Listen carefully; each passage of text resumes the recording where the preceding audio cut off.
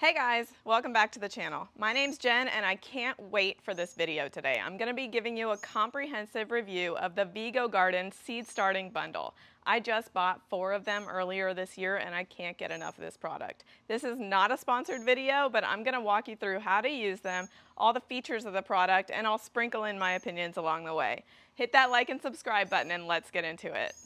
The first thing we're going to do is sow some seeds in the standard size seed starting cell. I'm going to fill this up with soil, pressing down along the way so that the soil is nice and firm in each one of those cells. I'm using Miracle Grow seed starting mix. I recommend using a seed starting mix so that you get the proper drainage and everything required for seed starting. So I'm just going to pop this in here,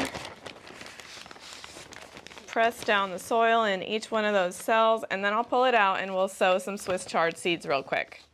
While I'm doing this, you'll notice in front of me that there's 2 different size seed cells in front of me. This is jumbo size, this is standard size. The standard size has 8 cells. So you can plant something like your leafy greens or your smaller veggies in a standard size cell. Or you can plant bigger veggies and plan to upgrade them to the jumbo pots. There we go, we've got this seed starting cell full. The soil's already a little wet, so now I'm just gonna double check that everything's nice and firm in there. I'm gonna put it right here on this tray. Sow some Swiss chard seeds. These I don't think need to be planted very deep, 1/2 inch. So I'll just pop them 1. I'll press them down at the end. 2, 3, 4, 5, 6, 7, 8. Now these have to be planted a 1/2 inch deep, so I'm just gonna press them down with my finger and cover it up a little. Press it down, cover it up, press it down, cover it up, press it down, cover it up, press down, cover it up, press down, cover it up, press down, cover it up, press down, cover it up. Now I've got some labels. I like to label my plants because if I don't, I will absolutely forget what I planted. So this is just a label that I made myself with a cut up milk carton and a label maker for Swiss chard. It seems to be holding up pretty well other times that I've used this method of labeling plants. So I'm trying to continue using it. Now that we're almost done sowing the seeds, I'm gonna go get the hose after we pop the humidity dome on top.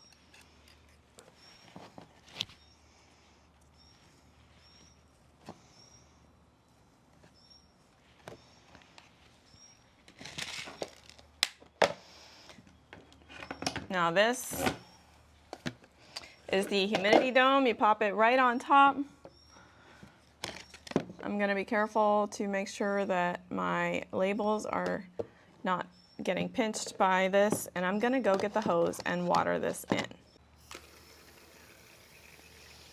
So this spot where we put the water is called the irrigation chamber, and you can see how it ever so slightly lets that water drop down into that channel in the top of the tray.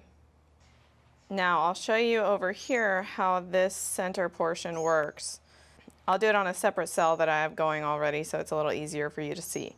You can see this center portion is shallow and it collects the water, and then there's channels right here that allow that water to feed into the various cells for the different plants. So that's what's happening. Let me demonstrate. This is what's happening when the lid is on. The water's seeping out through these channels and watering your plant.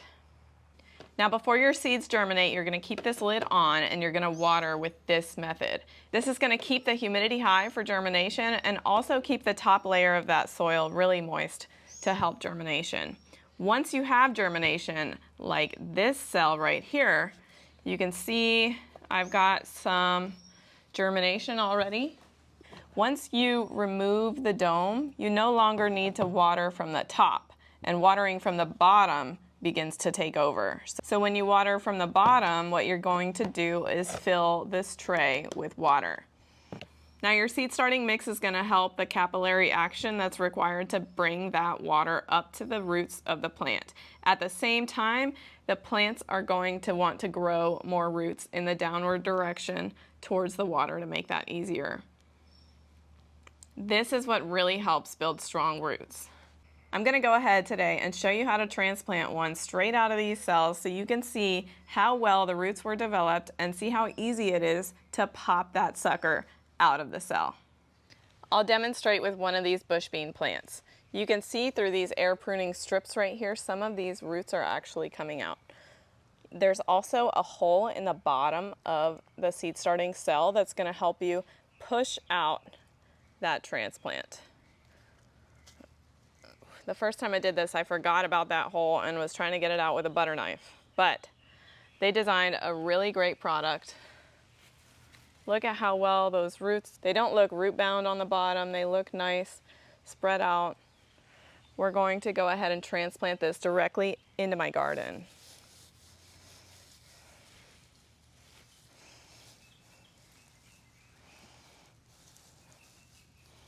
I'm gonna make sure that soil is nice and firm all around it.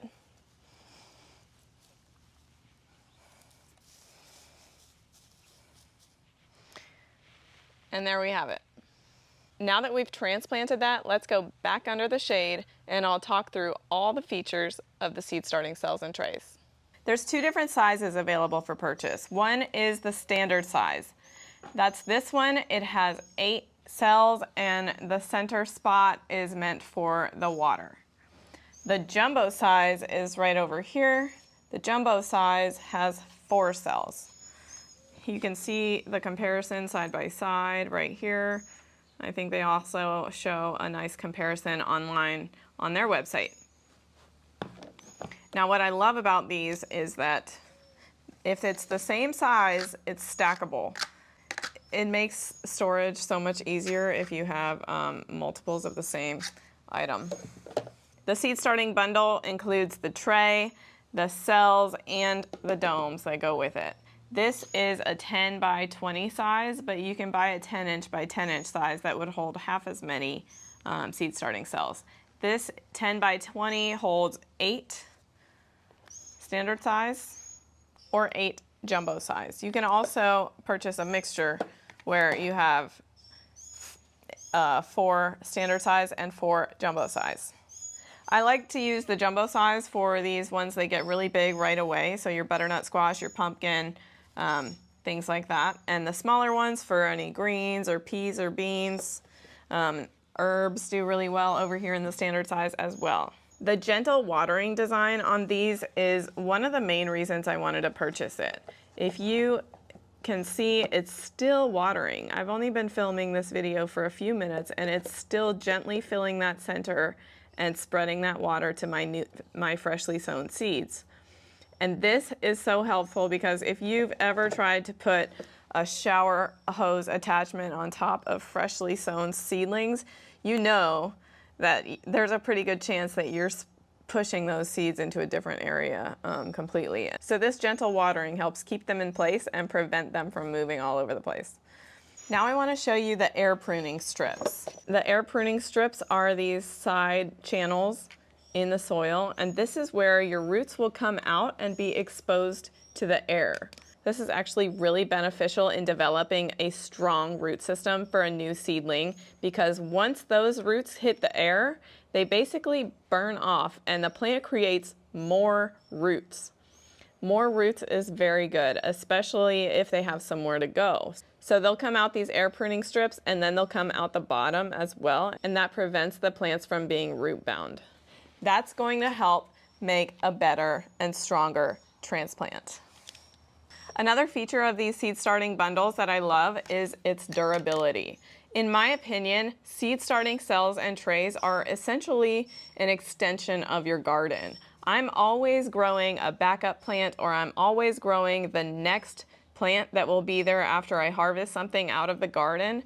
And so I want something that's gonna last. I want something that's very functional. I want something that looks nice when it's setting on my lanai. Well, maybe not when I'm making a soil mess, but you know what I mean. I can stack these up, I can put them away, I can use them all year round, and there's no way that anything is gonna break these hard plastic cells and these hard plastic trays. The only thing that might break is the lid. The lid right here, oops, why did I just do that? Don't worry, I'll re-water my seedlings. But there's a slit in the bottom of this watering chamber, which is how it comes out. And I've noticed that each one kind of has a different amount of cut. Like it's not consistent across the different lids, and some of them pour out faster than others. And I think I've gone through and kind of poked my fingernail through to try to help it along. And so I think that that's probably the one spot where it's not that durable. But you can repurchase those domes if you need to, or you know, if you look at what I've got going on right here, I'm not using all of the domes at the same time. If you stick your finger in there and poke and make the hole bigger than it should be, and then one is kind of ruined, don't worry, you've probably got extras because it's unlikely that you're using the dome on every single one at the same time, at least for me. Although I believe in this product, I also think that people need to be smart about how they use it. I've already noticed where I've messed up. Since the idea is that you remove this lid once you get germination, you should make sure that everything under that dome has a similar germination time. So for example, you wouldn't want to put a fast germinating thing like a bean in with something that's really slow like an herb. You're going to be in a situation where you need to take that dome off for some of the seedlings, but you need to keep it on for the other ones. So for that reason, I recommend that you make sure that you put seeds with similar germination times in the same cells. Overall, I think the Vego Garden seed starting cells and trays are a great product, and it's something that you need to look at if you're in the market for seed starting equipment. They are pretty expensive, and Vego Garden seems to run sales pretty often. I see a sale email come through at least once a month, so I recommend being a little bit patient and waiting for that sale price to pick one up. If you guys enjoyed this video and you want to see more product reviews and more gardening tips, hit that subscribe button and I'll see you next time.